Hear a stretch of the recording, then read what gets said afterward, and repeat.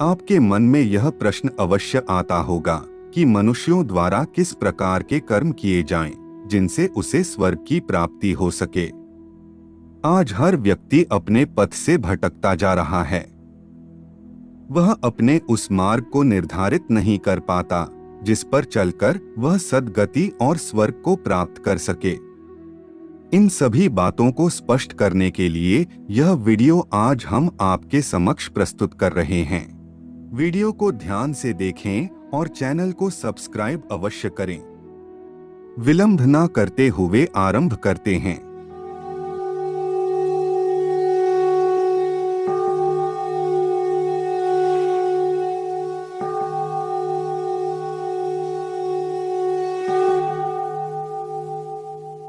हर व्यक्ति की मानसिकता के अनुसार वह स्वर्ग को अलग अलग दृष्टिकोण से देखता है। किसी के लिए मदिरा पान करना स्वर्ग है और किसी के लिए भोग विलास और सुखों के अनुकूल रहना ही स्वर्ग की प्राप्ति है। मनुष्यों की यह मानसिकता उन्हें जन्मों के कालचक्र से मुक्त नहीं कर सकती तथा वह अपनी इन बुरी अभिलाषाओं के कारण जन्म जन्मांतर तक भटकते रहते हैं। जो पृथ्वी पर जन्म लेता है उसकी मृत्यु निश्चित है। मृत्यु इस जीवन का अटल सत्य है। शास्त्रों में कहा गया है कि व्यक्ति अपने अच्छे और बुरे कर्मों के अनुसार मृत्यु के पश्चात स्वर्ग और नरक में जाता है। कहा जाता है कि अच्छे कर्म करने वाले को स्वर्ग की प्राप्ति होती है तो बुरे कर्म करने वाला इस लोक के बाद भी नरक की यातनाएं भोगता है। मनुष्य के अच्छे कर्म ही उसके लिए मोक्ष के द्वार खोलते हैं। मोक्ष प्राप्ति का अर्थ होता है जीवन मरण के चक्र से मुक्त हो जाना। मोक्ष की प्राप्ति के बाद मनुष्य को दोबारा इस मृत्युलोक पर जन्म लेने की आवश्यकता नहीं होती। इसलिए हर मनुष्य मृत्यु के पश्चात मोक्ष की प्राप्ति करना चाहता है। शास्त्रों में कुछ ऐसे कार्य बताए गए हैं जिन्हें करने से मनुष्य के मृत्यु के समय होने वाले कष्ट कट जाते हैं। उसे इस लोक के बाद स्वर्ग में स्थान मिलता है। मनुष्य जीवन मरण के बंधन से मुक्त होकर मोक्ष की प्राप्ति करता है। पुराणों के अनुसार कालांतर में माता पार्वती ने भगवान शिव से प्रश्न किया कि हे सर्वभूतेश्वर, मुझे मनुष्य के धर्म और अधर्म के विषय में संदेह है। आप उसका समाधान कीजिए। देवधारी जीव सदा मन, वाणी और क्रियारूप इन तीनों के बंधनों द्वारा बंधते हैं। फिर किन साधनों से और किस प्रकार उनकी मुक्ति होती है तथा किस स्वभाव से, कैसे कर्म से और किन सद्गुणों से संसार के मनुष्य स्वर्ग लोक में जाते हैं।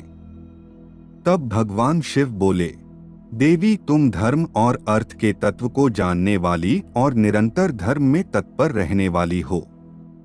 तुम्हारा प्रश्न सब प्राणियों के लिए हितकारी और उनकी बुद्धि को बढ़ाने वाला है। मैं इसका उत्तर देता हूँ, सुनो।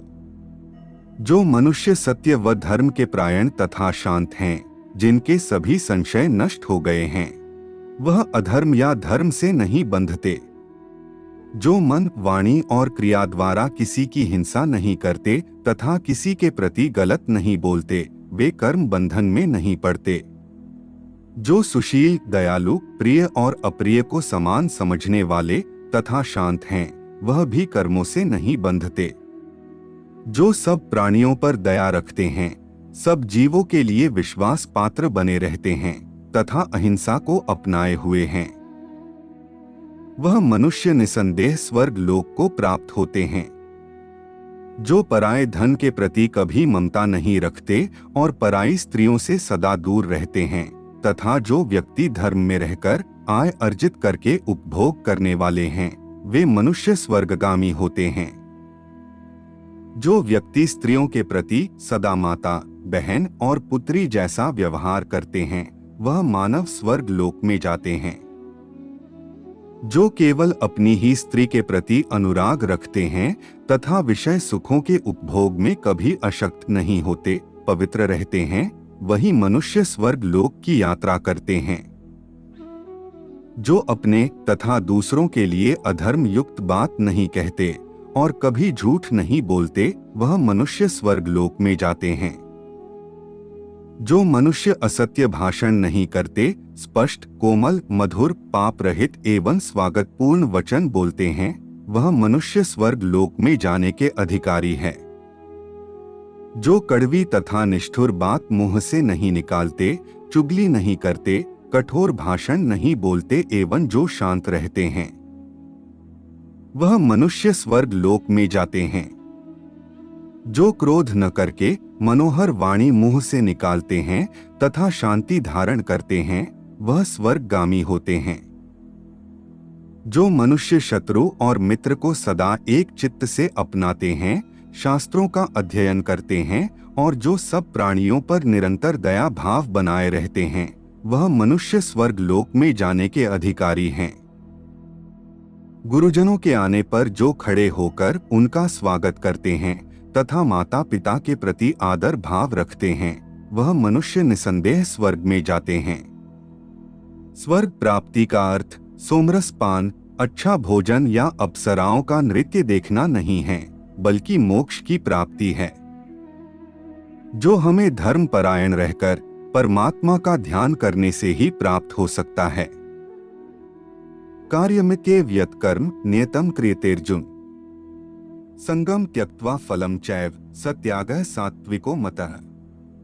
भगवान श्री कृष्ण अर्जुन से कहते हैं कि हे अर्जुन, जब कोई कर्मों का निष्पादन कर्तव्य समझकर करता है और फल की कामना से रहित होकर करता है, तब उसका त्याग सत्वगुणी कहलाता है और उसे मोक्ष की ओर ले जाता है।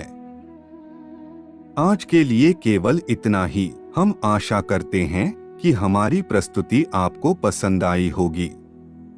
अपने विचार अभिव्यक्त करने के लिए कमेंट करें, वीडियो को शेयर करें, वह चैनल को सब्सक्राइब करें। तब तक के लिए जय जय श्री राम।